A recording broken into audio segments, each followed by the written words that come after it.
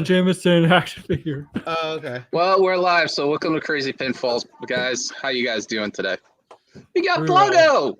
Pluggo, sound plugging! One of the original guys that's been on here. He hasn't come home, even though I've asked him to. You know, it's not that I haven't. It's not that I don't want to come home. Just, you got me out there doing things, doing the wrestling world's work. So you're saying that there's no way home? I have no clue. Like, in all honesty, I have no clue what that means. Like, I didn't even know that there was a new Spider-Man until today. What? It's been trending all over Twitter for like 5 months. I know. Listen, if it isn't Hook, if it isn't fireworks, if it isn't fireworks, if it's Cool Runnings, if it's blowing Spencer Love's budget. I've never seen Cool Runnings either. You know what? You're fired. Get out. Go. Cool Runnings. Cool Runnings Institute. So I'm going to say this much. Next week, we're going to do a show before Christmas, and I am saying this much. Pluggo, you're more welcome to come on. There is no budget on this show, so you can blow it. The only thing is that you did sign that Brock contract, and you've only honored it once. So you still have five. You still have it's the Goldberg contract you signed. So you still have two more appearances. So Goldberg got 3 matches this year. Yeah, I've been on it. And I just he just walked across the he's stream. on is he's on that MJF contract, and he's only contracted to wrestle once per quarter. Yeah. Oh, yeah, that's true. This is my Q4 appearance on the Crazy Wicked Pinfalls show. I'm sorry, but he's just walking across like. I just figured, hey, I had the background. I had a few minutes to kill before between 2 beers started. I had to come say hi to my. I came home. I miss you guys. You guys been. I was on forever, and then you guys moved to Thursdays, and I moved to Thursdays, and then it's a mess. We're competition. So this is a homecoming for yeah, there you go. We got puns for days, games for weeks. So speaking of which, as of next year, at some point, Wicked Crazy Pinfalls is announcing now that we are moving to a different night. For your schedule reasons and stuff like that. A lot of times Thursdays are hard for the crew to actually get together, so we're in conversation in-house about which day to go to. So you have to rework my contract, baby. Yep. And the consensus day is either back to the original night, considering, a lot of the EW people who are mostly me and everybody else now, because now I'm watching AEW a lot more now, are now not paying attention to NXT as much. So we might end up going on Tuesday nights or just go back to Monday since Raw's got awful. So it might be one of those nights, and because we tried Wednesdays, that didn't work. A weekend day, don't know if that will work with schedules and stuff. So, it looks like going back to the original night, which looks like it might have been a mistake changing to Thursdays. It was a knee-jerk reaction, but I mean, at least this way, it makes everything a lot more efficient. And if we go back to Tuesdays, it does no harm, no foul, but it makes everybody a lot more happier that it's part of it. Plus, Pluggo can come on when he has the time, too. So that'll make it a lot easier for certain people and schedules and everything, too. On repeat. Yeah. When I'm not, like I said, watching Hook on repeat like 50 times, Team Hook. Well, you'd get Pluggo, but you'd lose me because Tuesday nights are a no-go for me. Because, Anakin loves NXT 2.0. No, I've got small group on Tuesday nights. It's 6:30.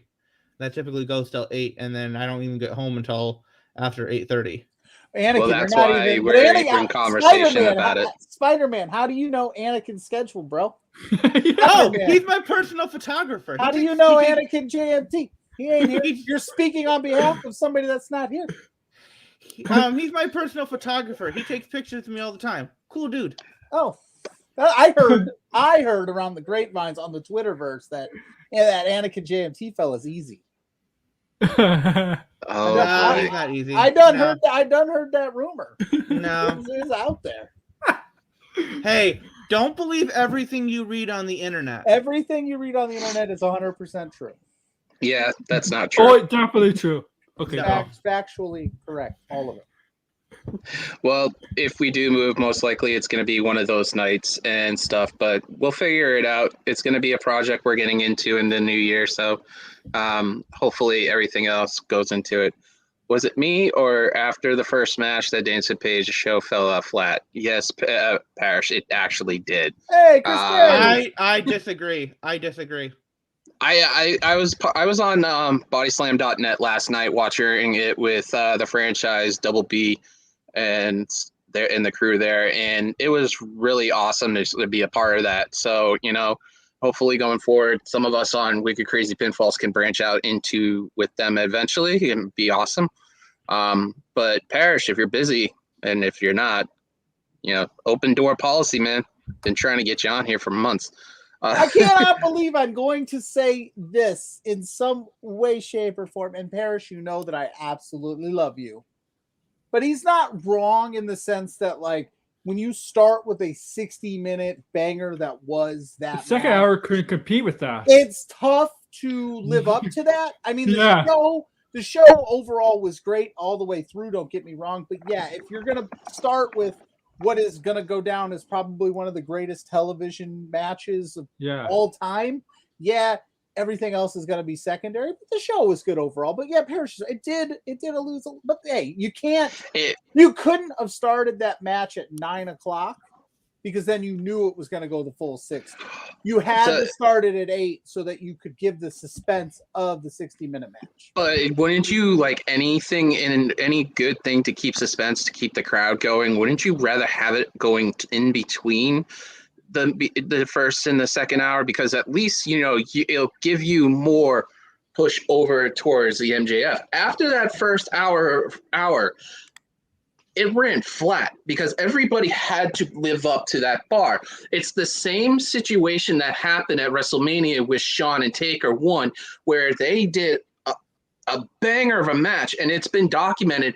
Everybody that was after them has like, we couldn't even touch that match. It was hard to actually reach that level. That match last night for free TV, and that match was going the distance of 60 and how slow it picked up, and it picked up quick and was really a great match. The rest of the card laid flat. The Wardlow match was a squash. Even if you wanted to pay attention, Drew Nicholas even did the time codes on there. So go check out his Twitter handle, you know, Big Money Drew. The thing is, the MJF match was going to have some interference regardless, and he was just going to read. That was already well known. Serena Deeb's match was really good at a technical sound that was, you know, lock for lock. Franchise did say that, you know, last night when I was on him, that she is like the Ding Malenko of women's wrestling, and that's great. Yeah, come on next week. I'll be here. We'll all be here. It's going to be Christmas, and we have you and your cohort on too with Spencer. I honestly could say that with that last hour, it landed flat. Like all everybody was talking about was that one match, and then you got the Wardlow match, the MJF match with I can't forget his name, and then the Serena Deeb match.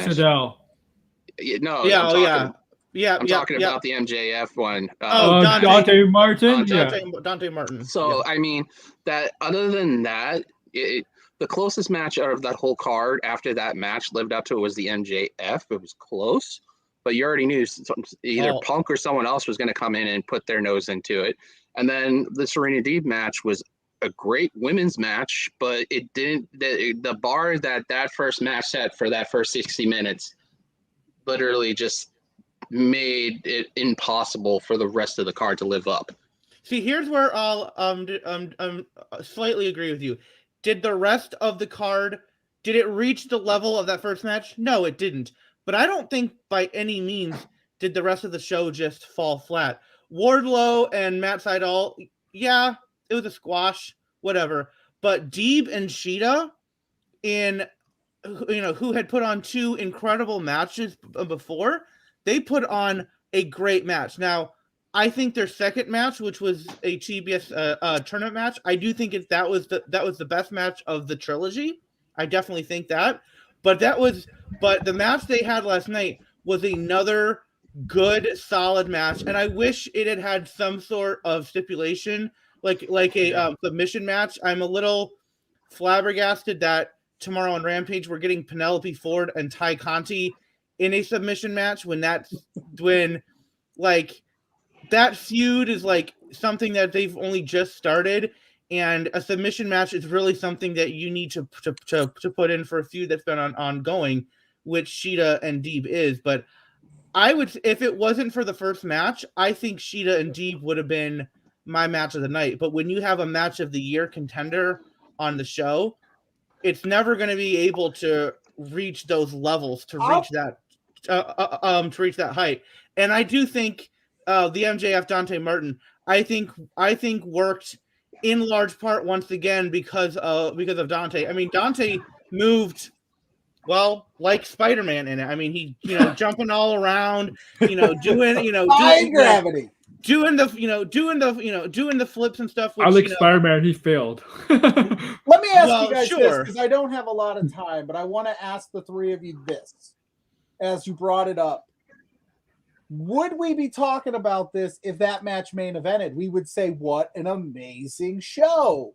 Only there would have been other stuff added to it. If they would have put Hangman Bryan on last, we wouldn't even be talking about this. But they put it on first. They made the gutsy call to hook us all in at the 8 o'clock hour, which I still think was the right move. I think it was the right move because you're not getting a 60-minute time limit draw if you start that match at 9 o'clock. Yeah. I honestly want to say this because obviously, one of the original guests that have been on here besides Anakin Pluggo is here. Go check out Between Two Beards after around 8:30, but wait for it till we finish at least, so that way you get the meat of us. The thing I want to say this is that if they ended up putting the Serena Deeb match first, had the Wardlow match at the end like they did with the match itself, and then had the MJF as the main event, that would make sense. But put them in the middle because you're going to cross over 2 different times. Because if you put in like a half hour into the show and then have them go an hour, you still have a half hour left of programming left. And I'm going to say this, when the ratings do come out, because WWE say ratings ain't shit, it is when it comes to this stuff. I bet you half the people that were only interested in that one match, they turned the channel off and they turned it on to something else like hockey or a good example. Some people went to go see Spider-Man. They shut their TVs off and stuff. I mean, if they actually registered, but still, I'm just saying, if they programmed that properly and put that in the middle, in the bulk, in the meat of that, you would literally have a good match to set the table, another good match which is your main course match going all the way through, and then you have an excellent match to calm the nerves, and then a better match to end the night like they did. The problem is that for that show last night, it was exactly the beginning of beginning of the show was great, but everything else had to live up to it. Dynamite, their main events are usually the first match. Usually. No. That's Rampage you're thinking of. Rampage typically. But Dynamite Dynamite. I mean, Dynamite has done TNT title matches as a main event. I mean, just a couple weeks ago, we had Cody go through a flaming table and pin Andrade while he was on fire in the main event of Dynamite. Our American hero, Cody Rhodes. You watch your mouth. Correct me if I'm wrong. Wasn't Daniel Bryan versus Kenny Omega? That opened Arthur Ashe. The main event for that Dynamite, I want to say was with Britt Baker and Ruby Soho. I believe they main evented that Dynamite. Why not just give the people what they want right off the gate? Like with CM Punk's debut, if you would have let CM Punk middle of the show, everybody would have took over the show. That whole show last night would have been coming up next. Daniel Bryan it just would have been it would have overshadowed the whole night. So why not just boom, hit him out the gate, get it going. The rest of the card was fine. They're just giving people what they want. The Omega Bryan Danielson match, same thing. We would have just been that's all we want to see. That's all we want to see. So why my not just grab the viewers you're going to grab? They did it with Shaq. Why not just grab those viewers, get them hooked at the 8 o'clock hour, the prime time spot, and hope they stick around for the rest? If they don't, so be it. My only issue with the Bryan and Hangman match itself is that it did go to a draw, which this is now the second draw that Bryan has had. Yeah. And I get that, like, they're still rare, and that's not something you see. They're protecting him. They're still protecting him. It's not something you see in a WWE. And like, I was fine when he got the draw with Omega, because that wasn't a title match. That was just to see like who's the better man. You can revisit that down the line. This was a title match, and the fact of the matter is you had people out there, and it didn't make any sense, but you had people out there who were going, oh, Hangman's reign, it hasn't really felt special. It hasn't really felt like it's really done anything for him. And it's like, well, he's only been doing it for, not even a full month yet. The match last night, I think, really helped, be like, no, this reign is special because look at this. It would have helped a little bit more if he had been able to get the win with it's the very last second. But somebody on Discord said this, that the difference between the draws is when you got the draw. Sorry, it's really loud. I don't know what the background noise is there, but it's the TV in the background. Okay. When you had the Kenny and Bryan draw, it was a matter of they could have easily kept going, and they still would have been too evenly matched. Whereas this draw was Hangman had the match won. All he needed was another 10 seconds to get the pin, and he would have actually won the match. And I was like, okay, that is a good way to look at it, because they're both draws, but they mean different things. One of them, you had no idea who would have won, and the other one guy definitely would have won if he had another 30 seconds. I say have an Iron Man match between the two, but this time, if there's a draw, you go into overtime. Well, I want to win. They're doing this to protect Brian Danielson. That's why they're doing this, to protect Brian Danielson. Well, we gotta let Pluggo go because he has to get ready. I gave you a few extra minutes because you said I had to honor my Brock Lesnar deal. So I said, you know what? I'll go overtime. I won't time limit this thing. I love you guys. Thanks for having me for a little bit. Hopefully I come back on soon. Team Hook forever. After this show, come on over to Love Wrestling. Between Two Beards, me and JPJ are gonna be doing our thing. We'll see you. I gotta get back on with you guys and find out if I won that draft. By the way, no, I always win the drafts. We all know that. Yeah, just like you outplug everybody. Peace, fellas. Take care. See you later. Bye. All right. Well, now that and he's gone, I can now reveal my secret identity. I had to protect it. I gotta protect it. Yeah, you gotta protect your brand. Yep. Which Iron Man is a wrestling fan. We all knew that. Yeah, that's true. So I'm gonna say this quick. We'll keep talking about winners here and stuff like that a little more. But if you ever have time, winter's coming. Whatever, winter's here. Winter's coming. Who cares? They still have a Game of Thrones, so it's okay. But if you ever want to watch other people's content, they're literally in the description. A few people you guys should check out. One of them is somebody who's helped me give me a big push in the last almost 2 years. We're almost getting into 2 years. We're getting close to the 2 year, about 6 months out now. Literally go check out Fightful. They've been a great bunch of people and been very, very, very generous with their time and stuff. Go check out what Sean, Jeremy, Joe, Rob, and everybody over there, DeFelice, Pearl and stuff, Fightful Gaming and Fightful itself. If you're not a member of Fightful Select, go check them out too.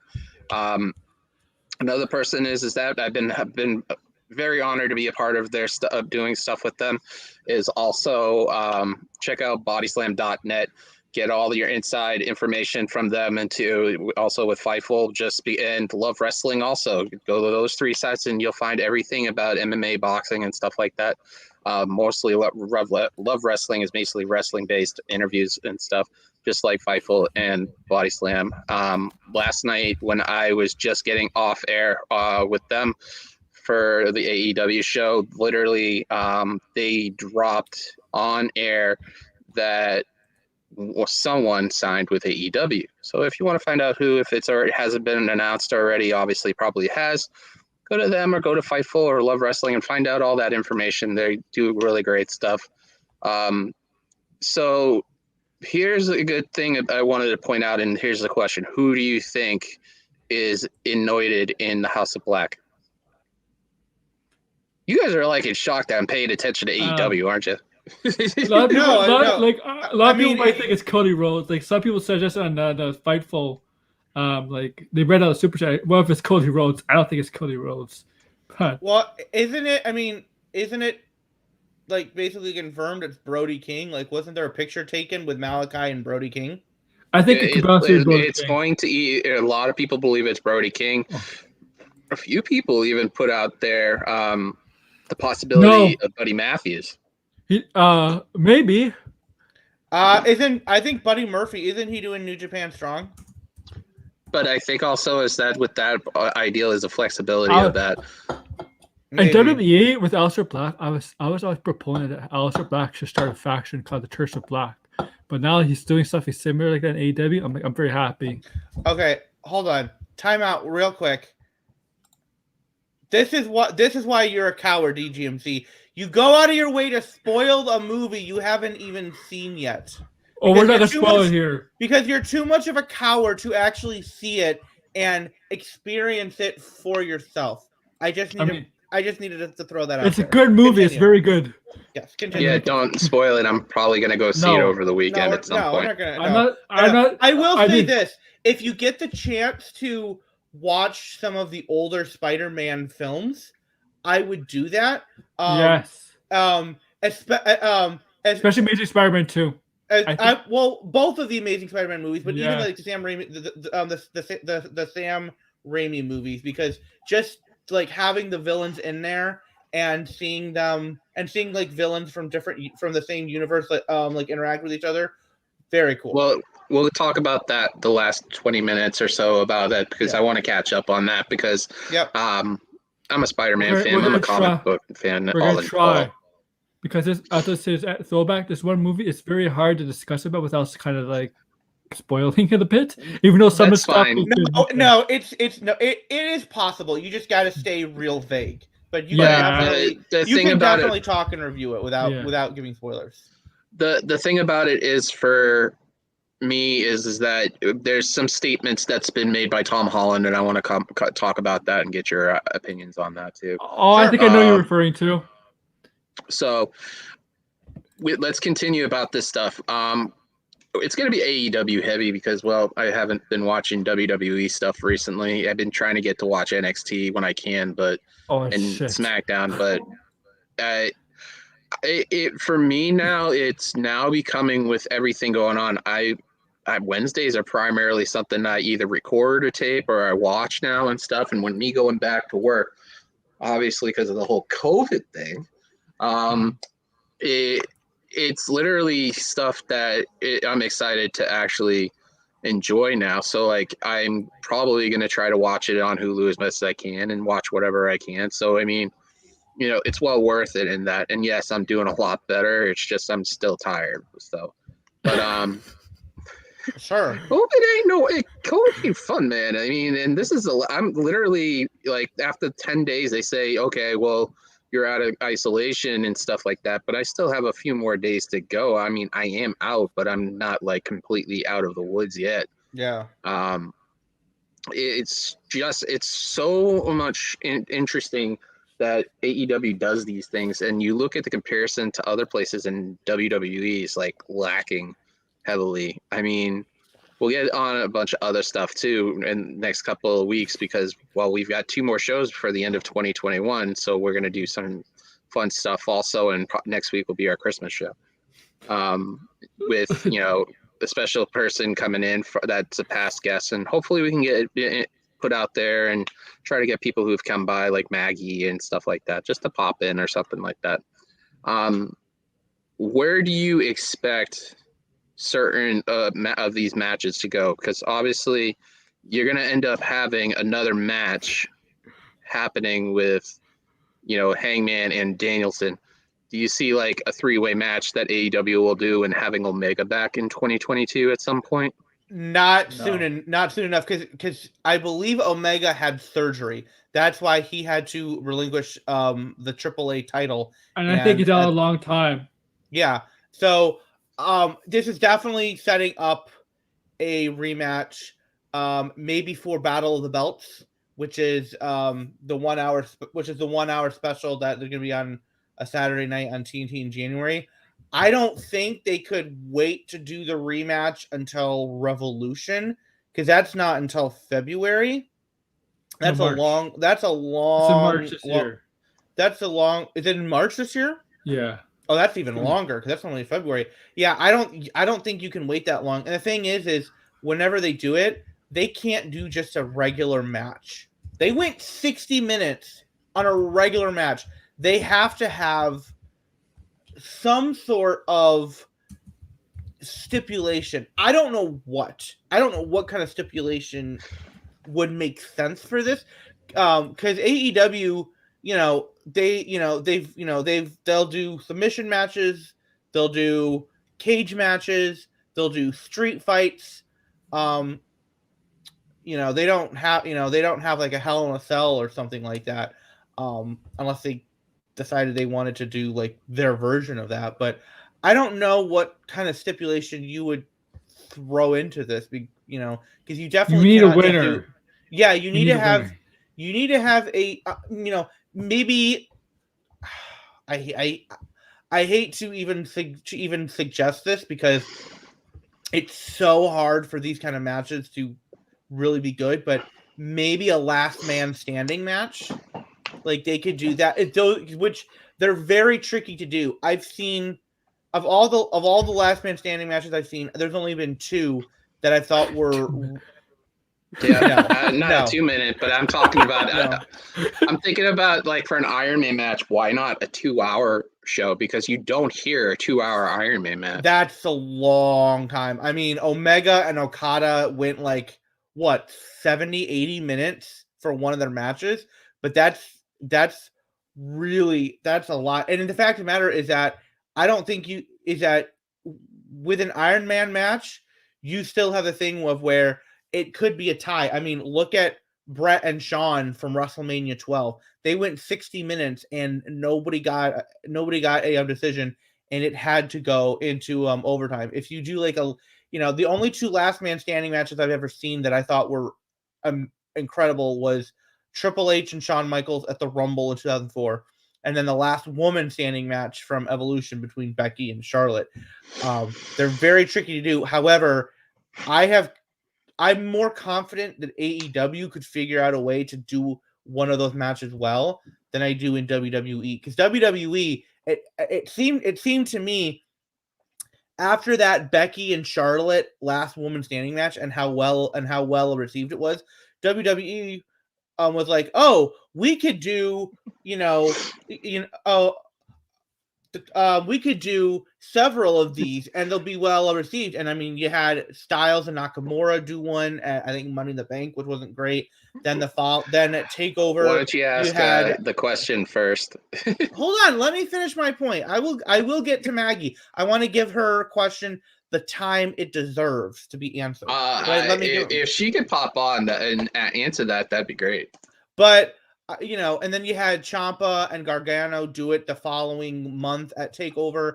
It's just the one at the Rumble this year between Owens and Reigns was fine, but WWE, I don't think they can really put on a good last man standing match anymore. I think AEW would find a better way to do it, but you definitely need to have something where there's no possibility of a tie. There's no possibility. You have to have a clear, definitive winner, and a last man standing match would do that. But that is something that you would probably want to do on a pay-per-view. I don't know if you would want to do that on a Dynamite. All right, so why did I take my? I told you I wanted to give. I have to put this. I woke up. I wanted to make sure I gave the question the attention it deserved. Simply the fact of the matter, well, two reasons. Number one, I have to have my glasses off when I have the mask on, and which makes it hard to see, like even through the mask. Because this, like, Let's just be honest. I brought the cool kid. I can see through this, but as you can see, it's like it's got little holes in it, so it's not the greatest. And then with my glasses off, it's all blurry. Also, it was just getting really warm and hot in there, and I was just like, okay, I need to take it off. So. Well, she's here, so you might as well ask the question you wanted to give her some time for it. And if you want to let Maggie marinate on it, you're always welcome to answer that. What question was I going to ask Maggie? Didn't you say you had a question you were going to ask her or something like that a second ago? No, I said I was going to answer her question because she asked why I took my mask off, and I wanted to give her question the time it deserved to get a proper answer. I just wanted to finish my point first. I don't have a question for Maggie.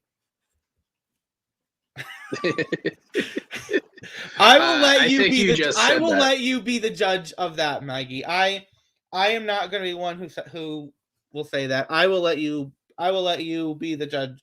Be the judge of that. I will say this. I will say this, and I say this, and I know how this is going to get taken by people like Aaron. I know how it's going to get taken, but Maggie, you crap on yourself too much on your appearances. You are very attractive. So stop saying that you're ugly. That's bullshit. You're lying to yourself, and I'm not going to let you do it.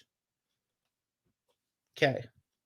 And now apparently I'm all alone by myself because Throwback vanished. Aaron, I don't know what happened to Aaron. I don't know what happened to him. I'm here. I just had to shut some lights off. Oh, okay. I have the Google one, but they don't work sometimes, so they didn't work. Okay. I'm just telling you right now that it's going to be fun to see when everybody that's part of this show comes back, and I wouldn't be surprised if Maggie starts on you on live. So we'll see.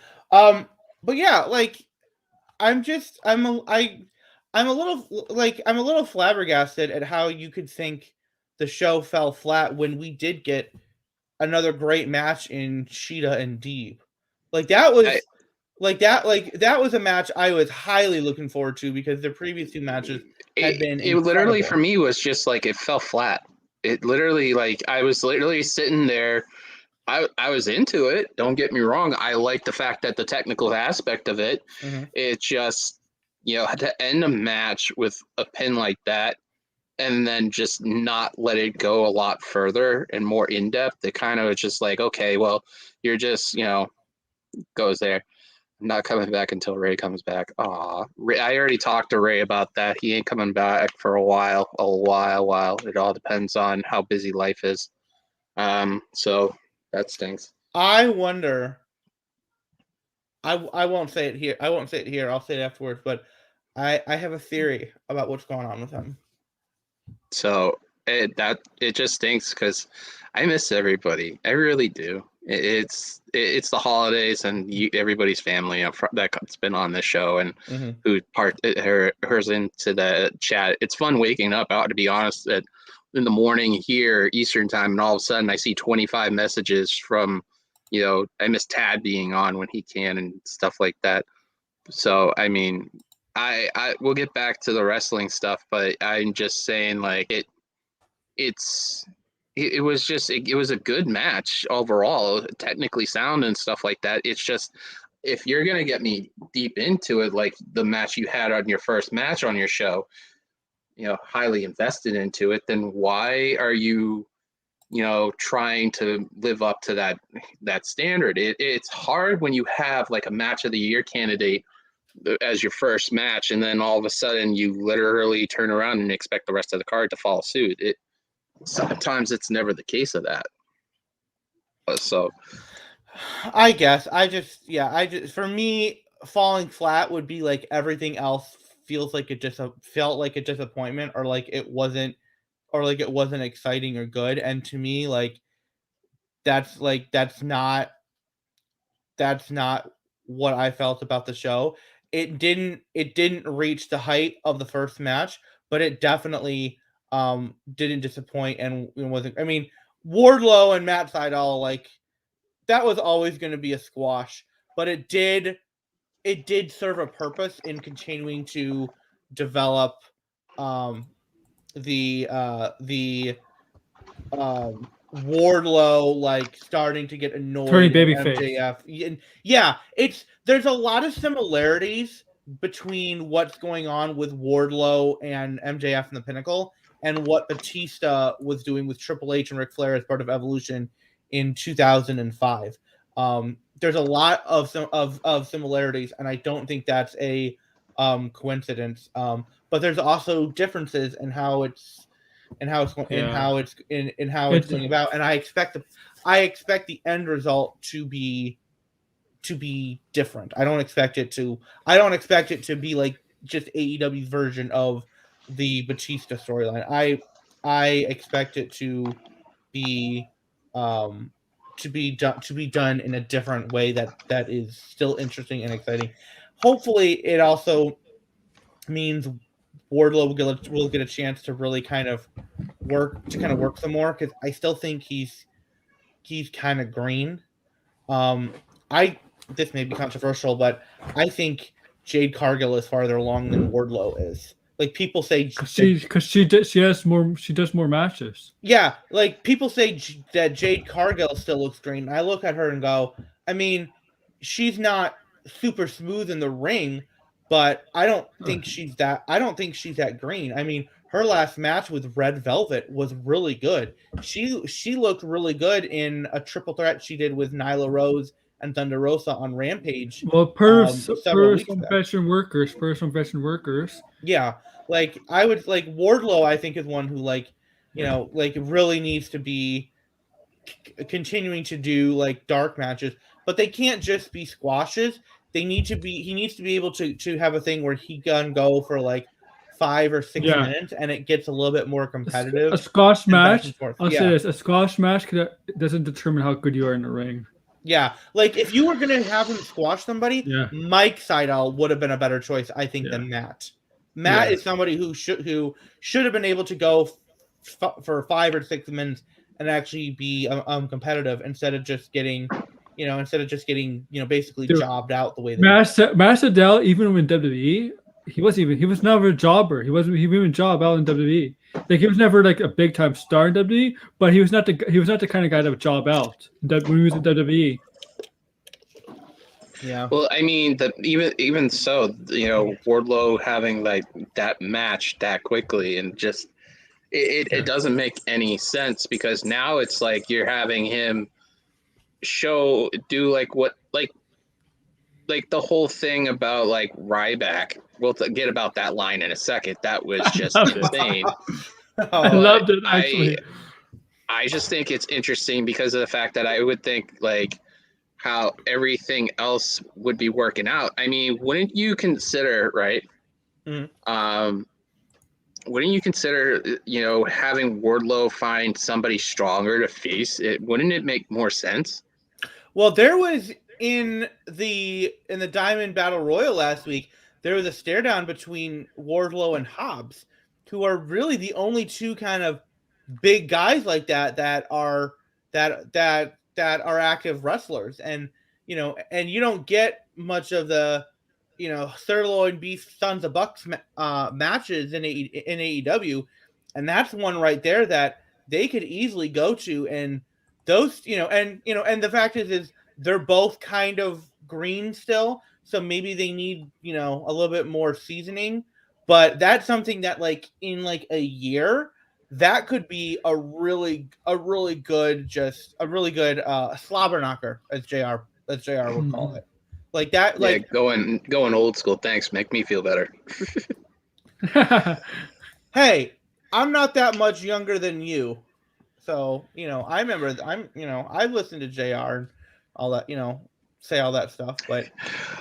But for anything, just to say this quick, if you guys are watching and stuff like that, if you're on the YouTube or the Twitch, join in on the conversation.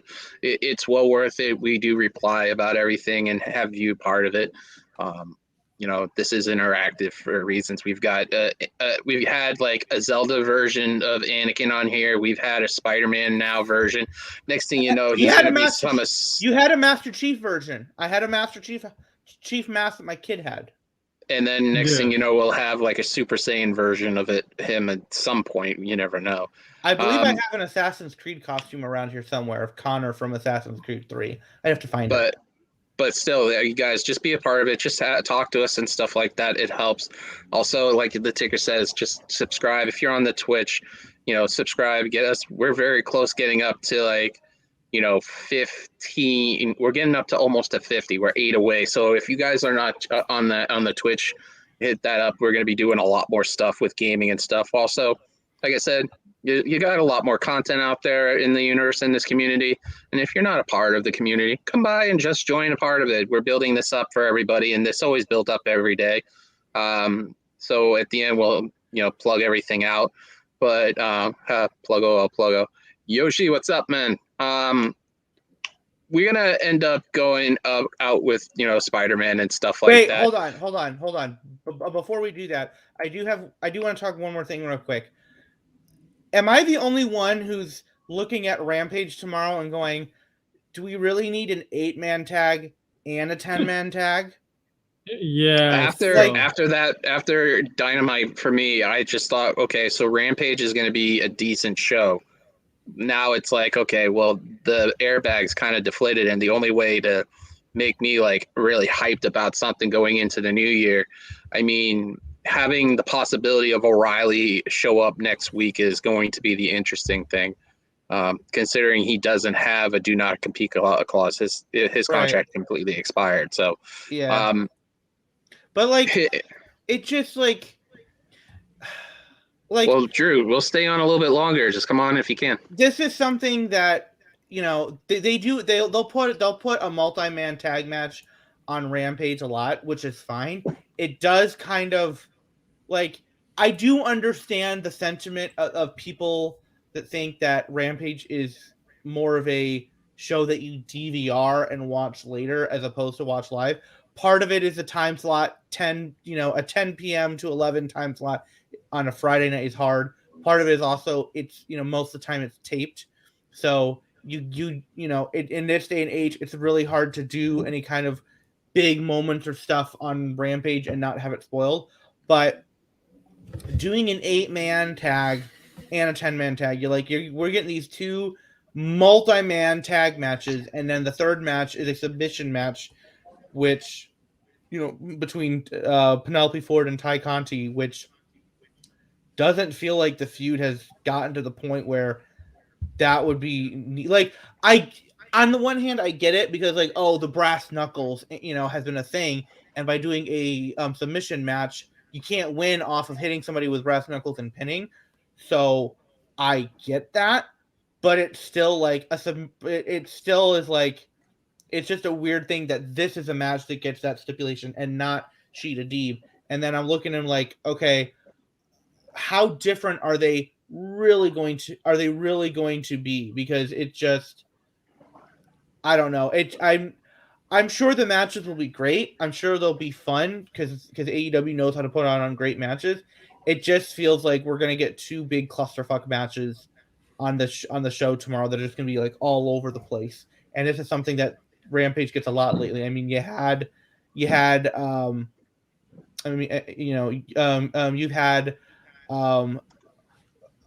FTR against Lucha Bros, and then again and FTR against Penta and Pac, and you had the thing with Cody and teaming up with Pac against Malachi and Andrade. You get a lot of multi-man matches, and it's tag matches, and it's just it is becoming a little bit of a pattern.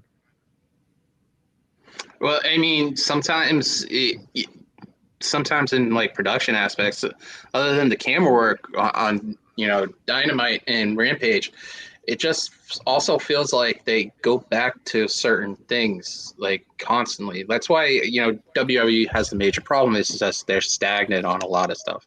We're getting all this fucking. I know. I got it. Okay. Got it. These bots. Yep. Yeah, a lot of these bots are popping up left and right now. What hashtag did you put in the description? Just curious. Maybe that's attracting them.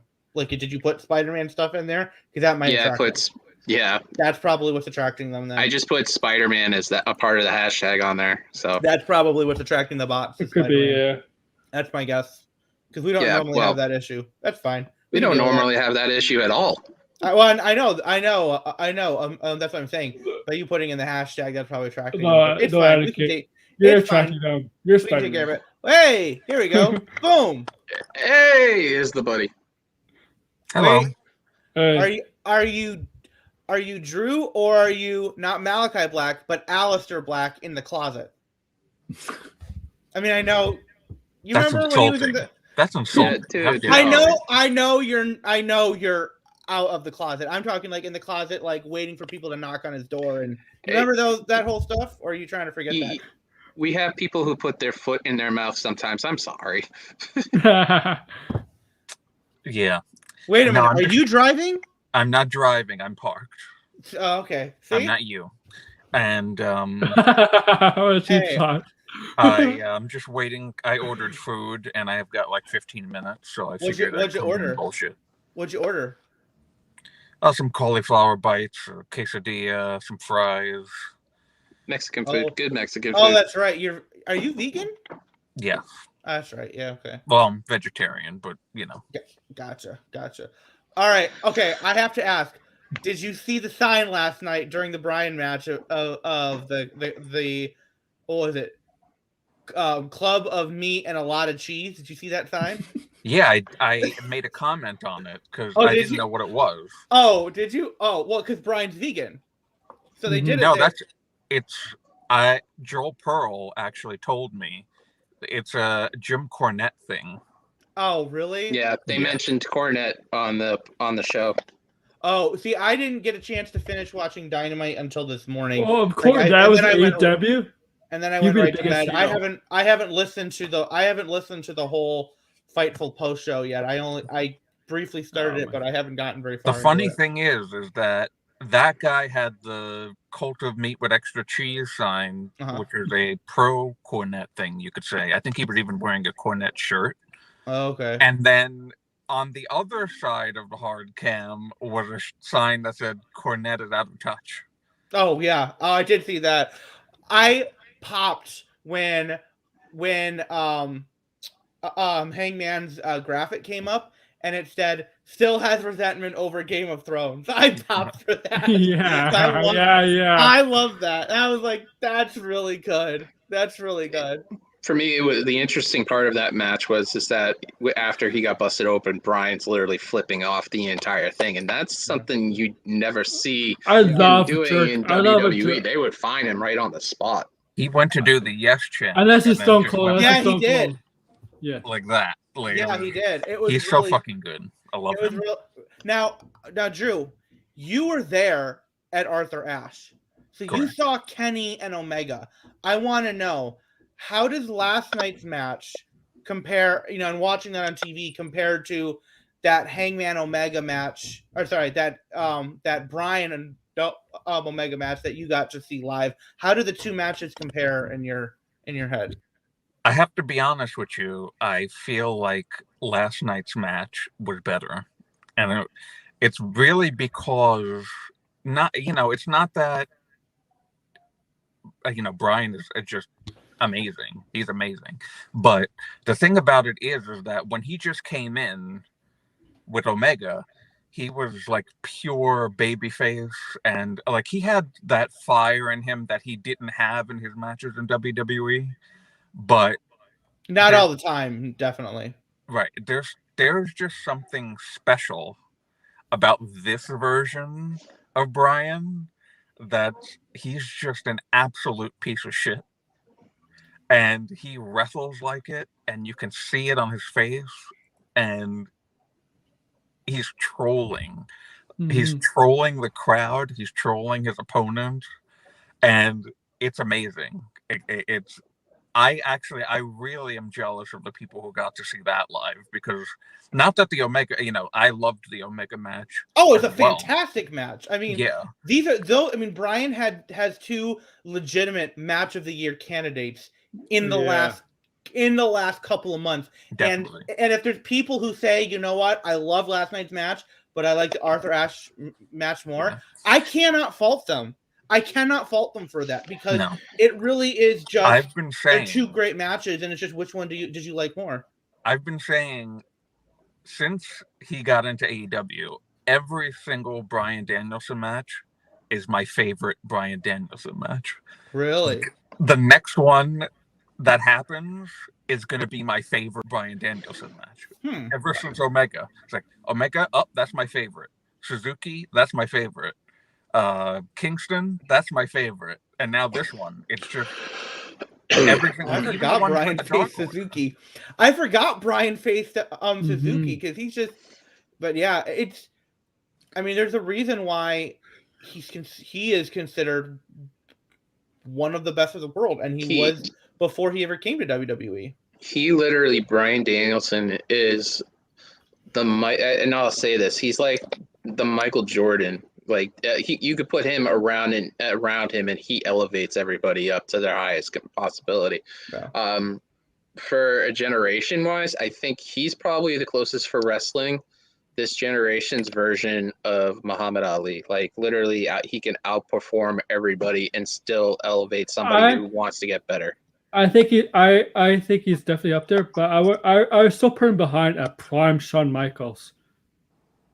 Now, what do you mean by what do you mean by prime? I mean, that's a good one. That's a good one. Because people debate which version of Shawn Michaels is prime Shawn Michaels. That's why you're right. I mean, you're right, because I would say Shawn Michaels in the late 2000s to early 2010s is prime Shawn Michaels. Oh yeah, so I think Shawn Michaels might be the best overall wrestler of all time, like in the ring, and I think his character persona. You're right, Anakin. Like post when he came back in 2002, and from that on to his retirement, that might have been the best Shawn Michaels. I mean, that's a good question. Like, I'll just say combined. But it's interesting because Brian's kind of the same way, because people still he trained him. Well, yeah, people still talk about Brian's Ring of Honor matches and how incredible he was in those. And then he comes to WWE and has he basically had good matches with people that weren't big casts. Like, I'm just throwing that out there. He would manage to have at least good matches, and a lot of times he'd have great matches. I mean, let's not forget, him and AJ Styles had a phenomenal match on SmackDown last year, with in the PC, in the Intercontinental title tournament. They had an absolute match of the year candidate right there. Brian has been able to, and he's been, and it's one of the things where there was something that went around on Twitter recently. If you could only have one version of Bryan Danielson, which version would you have? And it's the one of him as the world heavyweight champion during the whole no phase. There's the one of him holding up both titles at WrestleMania 30 at the height of the Yes Movement. There's the one of him as the Planet's champion. And then there's the one of him now in AEW. And the fact of the matter is that if you look at all of those, you could make a case for either one of them, because they all were great runs with great matches, and that and was continuously doing his best work yet. I would also put in that category AJ Styles too, because I know he's been I know he's been Impact in ROH and New Japan.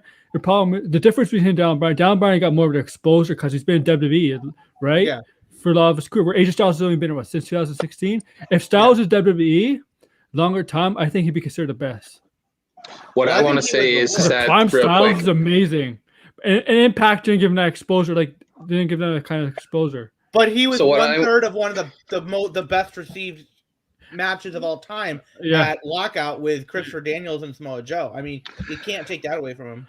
Yeah. For me, though, I think the best version of Bryan Danielson, aka Daniel Bryan, was when he came back in The Miz. That whole lead up, and and I'm gonna get to this because this will lead into Spider-Man a little bit. Go ahead and The talk. longest, I'll be right back. the longest story going, wrestling wise, at a certain point was Miz and Danielson. Oh yeah. And the reason being is that talking smack match, whether it was going to happen or not, was the longest lead up of future storytelling. And then when he did come back and get cleared, and they did a payoff on it, made a difference. Now the payoff should have been different because the Miz got the upper hand. Because the payoff. But let's say hypothetically Miz decides to leave WWE for some reason. Let's just play. He's a lifer WWE. We already all know this. But let's say he goes to AEW, and obviously he changes his moniker, which is his name that he's had for a long time, and flips it. And the first thing he does, he goes after Bryan, and they elevate that, both of them, each other up. I mean, it's a possibility. Like, you need. I'm going to have Tim come in a second, but you need to be able to keep people up at a certain peak. And I think for storytelling wise, the way it was, I think perfectly that Miz when he came back was the perfect opponent for when he came back. And Miz basically bringing him back and doing that whole encore storytelling. The problem is that they did not do it well. That was the one issue, because I remember, like, it just became like the typical WWE thing. What's up? Hey, Tim. What's up? It was just not as great as it could have been, really. No. I mean, the thing is, I agree with you, Throwback, at some point. Like, the thing is, with that Talking Smack segment, we didn't know, like, that would be so much better. It would be so much better if Daniel Bryan was just a miss. He cleared like a couple months later, because that's one of the best Talking Smack segments ever. Might be the best, because that felt really, really personal. And I'll say this about the Miz, like the Miz. Yeah, he's no one's annoying character, but he's right. He's worked hard. He's got to respect where he is today. And if Miz does leave the WWE, and Daniel Bryan's cutting a promo or a match, and you hear a theme music, and Miz comes out to AEW, that'll give me the largest pop in AEW history if he comes out to Bryan Danielson's doing something, because that's an epic, one of the best rivalries in WWE in this decade. Those two. Now the thing is that it for me. I want to be invested more into AEW, like what they're doing. I'm watching a lot more because of the fact that they have a lot of people that I like in wrestling in general, and it's not far to see how great it is. Now I know why Drew doesn't watch WWE anymore. So I mean, now I'm watching because I do match times. I'm crazy. I was gonna say that every time you post those, I'm just gonna hype those up because everything's on point and everything's great. How do you like time it? Like, do you use a stopwatch or what? I use this phone actually that I'm on right now. Just on my on the stopwatch function. The bell rings, hit start. The bell rings, hit stop. That's and then I just tally it up at the end. I add the minutes first. And then I add the seconds, and that usually ends up going over 60. So I'm like, okay, 100. Like last night's show was like 170 something seconds.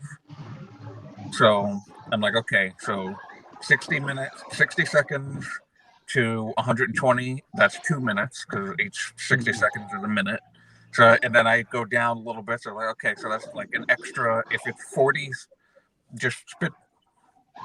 If it's 40, it was an hour and something minutes. It was like an hour and 23 minutes, and then like another 2 minutes or so, and like 5 seconds of time I had to add because of the seconds, and then that's how I get it was 1 hour, 25 minutes, and 25 seconds. So it's actually very interesting to do, and I only did it a very short time when I was working at cage side seats. So and it's something, it seems from afar, that you love to do because it keeps you more in tune to it too. Yeah, it's enjoyable, and as a matter of fact, I am recording Impact right now. So breaking news, I'm going to be doing it for Impact as well. It seems like we're breaking a lot of stuff now. So question, we got Tim come here now, but we'll talk about some Spider-Man stuff. And I wanted to ask you guys, we got the Christmas show, and I want to know, is anybody interested in doing predictions for night one or day one or whatever it is? Because some of those matches have been up there. But we'll have Spencer Love on there, and hopefully we can have Drew on, because Drew and Spencer, and if even Maggie decides to pop on, is always a fun time too. Be exciting. Oh yeah, considering the fact that the last time everybody was on, it Bedlam happened and stuff. So, I just want to say that with the way AEW does stuff, and this has been AEW heavy show, not much NXT. But or WWE in general, but you're muted. You're muted. You're muted, Anakin. What? Sorry, I didn't realize. Nobody cares about 2.0 unless it's the AEW tag team. So we need to defend that BTE title. Gosh dang it! But I mean, there's a couple of attractive men on that show, but I won't get into that. The weird thing is the Grace Waller thing, because that's wow, stupid. I don't like him. So that's the point, right? Like not the. I don't even know what you're talking about. So the guy who took out Johnny Gargano at the end of NXT last week. Unfortunately, like I said, I don't know what you're talking about. I watched 5 minutes of War Games. I saw Kyle O'Reilly throw up the UE sign. I saw that stupid segment in the bathroom, and then I saw Johnny Gargano come out to Rebel Heart, and I was like, okay, I'm good. Shut it off. Oh, Von Wagner. The guy is so boring. That guy is so boring. Get him off my TV. Yeah. My closing statement, because I do have to go, unfortunately. All that I have to say is Drew's thirsty for that. Oh yeah, well yeah. Zion Quinn. He's thirsty for Dustin Hoffman. Zion Quinn and Braun Breaker are the best looking men on 2.0. Zion Quinn for life. Yeah. I'll see you guys next time. Later. All right. Hopefully next week, man. Come by. All right. Bye. Wow. So Drew, you're always welcome on here, man. You're a good friend. So, and eventually, if I get okay with Drew, we'll post some of the times that he posts on there and stuff like that. Maybe he could set it.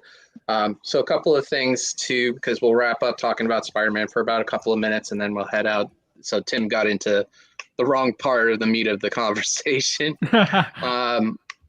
So we're going to be starting up the tournament back up again. It kind of like lagged on. So I'm going to redo the brackets, because a lot of the stuff that's been going on, I have to readjust them.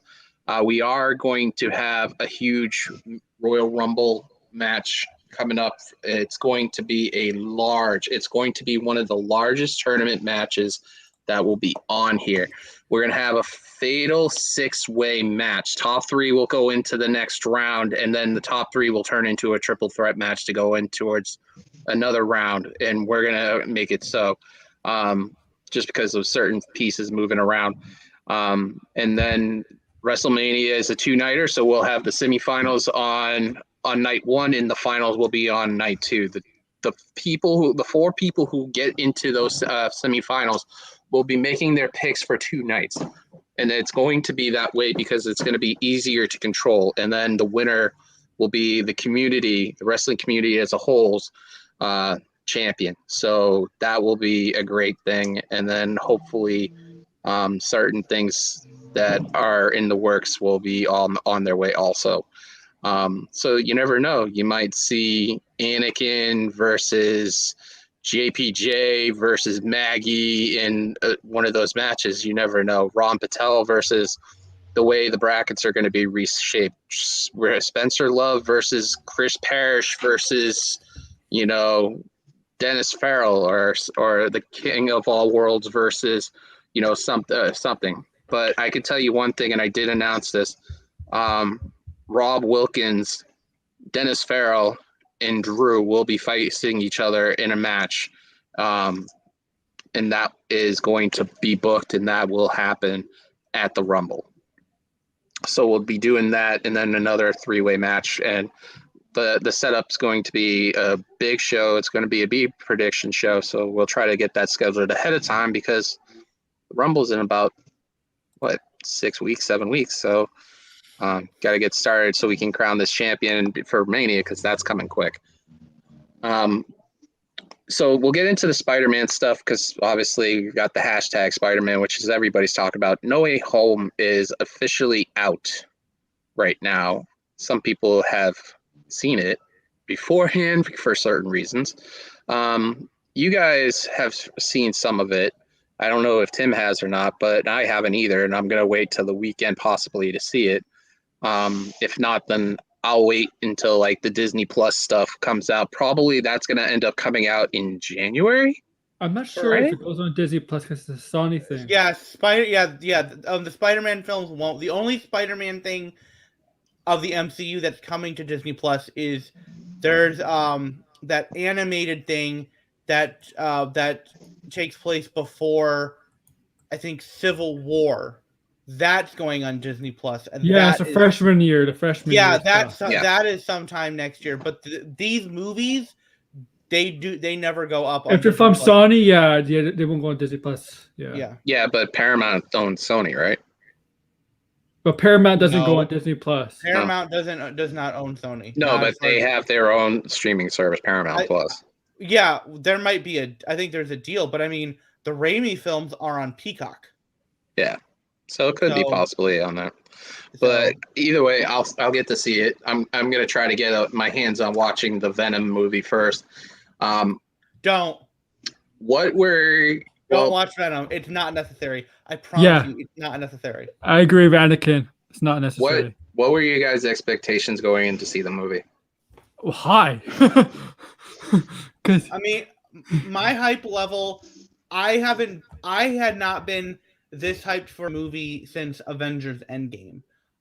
Same. I was hyped for Spider-Man Far From Home, but that was just, it's another Spider-Man film, and Avengers Endgame was Avengers Endgame and the end of the Infinity Stone saga. And, I wasn't hyped for Rise of Skywalker because I really didn't care for Last Jedi. I agree. Rise of Skywalker I cared for even less. And then last year, barely had any movies come out at all. You had stuff in the beginning of the year, like you had Sonic the Hedgehog, you had Birds of Prey, and then everything shut down. And then later we got Tenet and Wonder Woman 84, which I was excited for, but wasn't like super stoked for. And the stuff this year, the big movies for me were Fast 9, which I was excited for, but not super, super, super, super stoked. There was Black Widow, Shang-Chi, The Eternals. Shang-Chi was really good. Yeah, and The Suicide Squad, which The Suicide Squad was probably the film, apart from this, that I was the most hyped for because it was from James Gunn, who had done such a great job with the Guardians movies. But I still wasn't like, I can't freaking wait for it.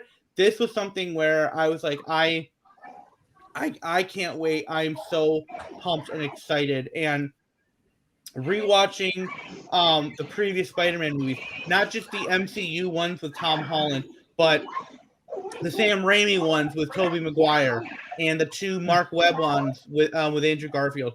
Rewatching those leading into this helped hype me even more so. And definitely, if you are able to rewatch the previous Spider-Man films, the non-Tom Holland ones, I recommend doing that. At the very least, maybe the Andrew Garfield ones, because I feel like the Sam Raimi ones, a lot of people have seen those multiple times because they're classics. Even Spider-Man 3. You have to see the third movie. The third movie, despite how being bad it would make sense to still see that movie. But the Amazing Spider-Man movies they're not as like, they're better quality movies than the Raimi films overall. Yeah. But they're forgettable, and that's the problem. They're forgettable. like people forget those films even existed. Especially the second one. I still have them. I have all 3 of them. Oh. And I've seen them all. Hell, I was getting my gallbladder removed when the first one came out, and I was getting upset about that. But the thing I was teasing about earlier is this, and I wanted to state this, is that Tom Holland stated that this movie would be bigger than Endgame. And if you think about it and you sit back and realize that comment he said, he's kind of right. Just the storyline of it, the MCU, when it first started with Iron Man 1, it took 10 years to get all the way to Endgame. Yeah. This is a movie series to get to this point that took 20 years to get to. Yeah. Yes and no, because it is going back for a longer period of time. But this ends a chapter. Yeah, but Endgame was specifically wrapping up one huge saga. that spanned 20 plus movies that has like 24 characters, heroes, and that's which wrapped up some main Avenger characters, like some of the main Avenger characters. Yeah, and Endgame also had the thing where it actually was able to go back and revisit movies because of the time travel in it. Mm. This one, it spans more years, but there's less movies. And for Endgame, the plan had been to eventually get to that point. And this one, it was not planned. When Sam Raimi was doing the first Spider-Man movie, and the plan was not thinking, in 20 years we'll bring this together with 2 other things. Same thing with the Andrew Garfield movies. Like, we were supposed to get Amazing Spider-Man 3. We're supposed to get Spider-Man 4. Yes. Yeah. Here we go. I like how this is done.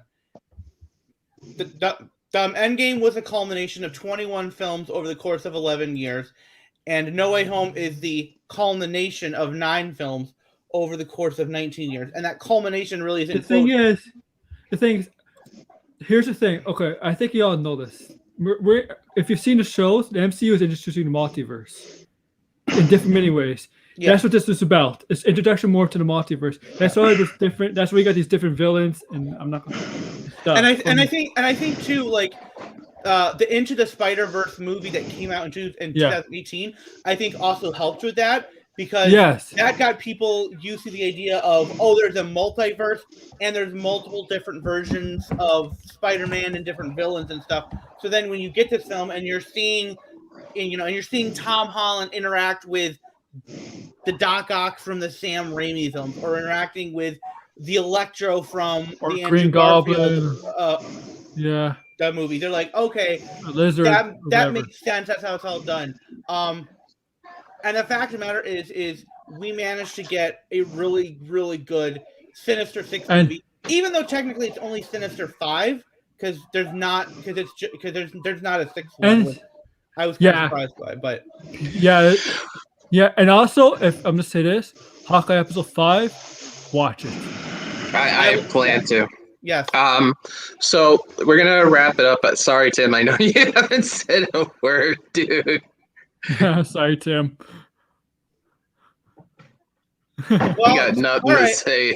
Hold on. Let's have Tim say. What did you think about Hangman and Brian? We've all had a chance to say something. What did you think? Oh boy, here we go. It's better than it's better than WWE.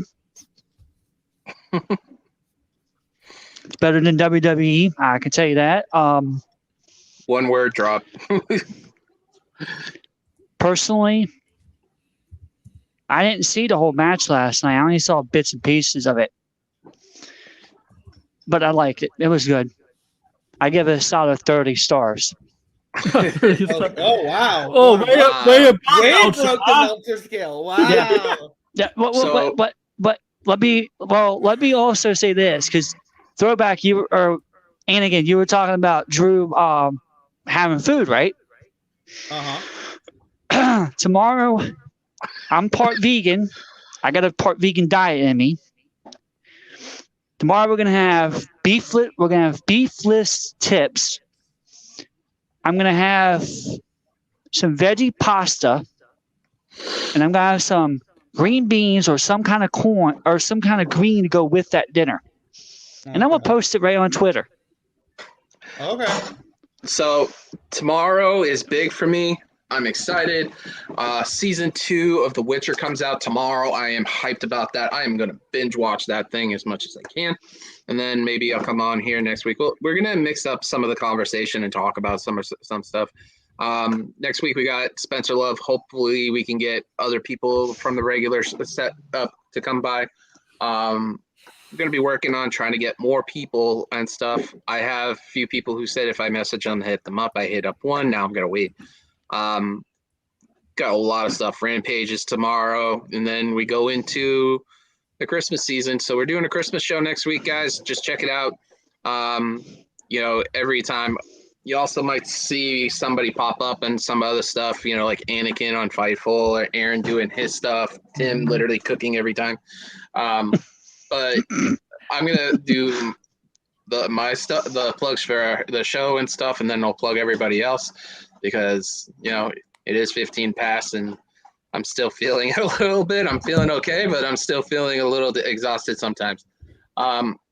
Check out Fightful.com and Fightful Select. They do an amazing stuff. They're doing a Christmas show on Tuesday, which is going to be fun to watch. They always do a great thing.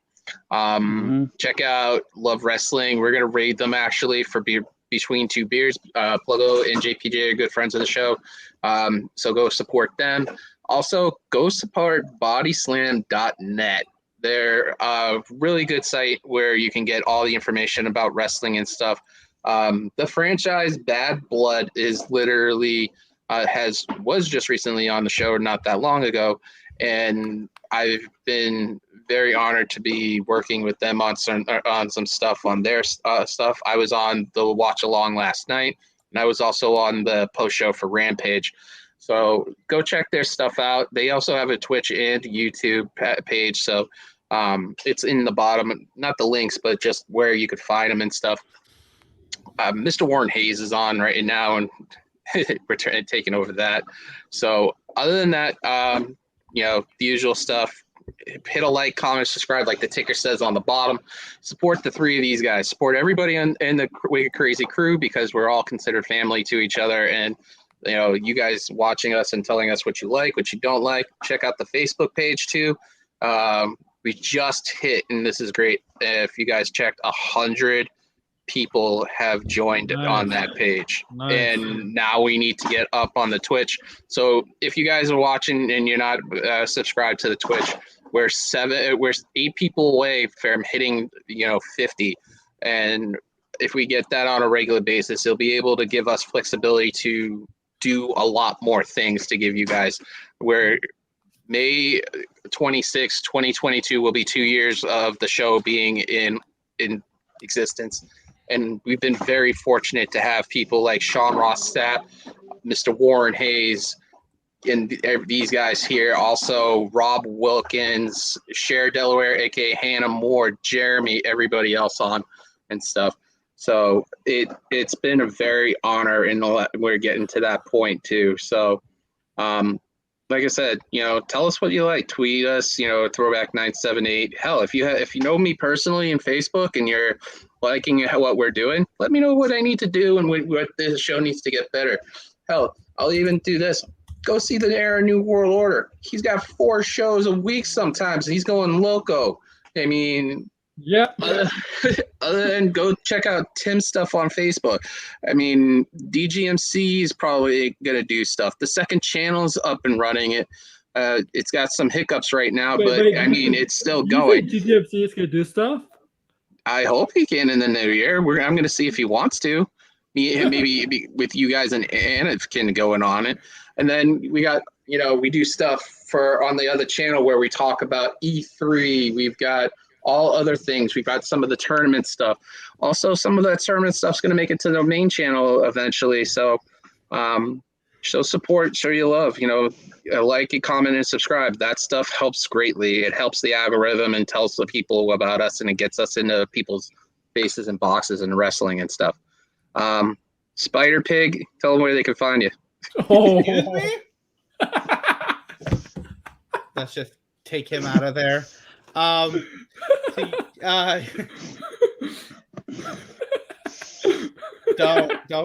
don't push me, man.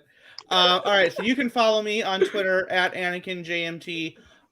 Tomorrow, I will go live with a full spoiler-free review of No Way Home. I'm not sure yet if I'm going to do it on this channel or on the crew channel. I haven't decided yet because that may get more attention, so it may help build up the crew channel more, but it also could help build this up channel more. So I don't know. We'll see. I'll figure it out. And then I'm just saying right now, Aaron, you let me know when you're going to do your full spoiler-filled review. Right now, I have a schedule for Sunday or Monday. I'm not sure, so that may change. I'm not sure. Yeah, but like, let me know. Okay. Like, let me know when you're going to do it. Spider Pig. Yeah, I don't know what you're doing. You know that's what Simpsons. Remember Spider Pig? I know what it. I know that. I just weird, but Oh, come on, we're all friendly. Tim, tell them where they can find you, my friend. No, I'm gonna let Aaron go first. I'll go last. Okay, so I did post up on my channel Spiderman No Way Home non-spoiler review. It's about, I don't know, maybe 5 to 7 minutes long. Not a long one, typical non-spoiler review. I have planned for Saturday Hawkeye episode 5 spoiler review. So make sure to see it, and it's a big we finally get the big reveal. So see it.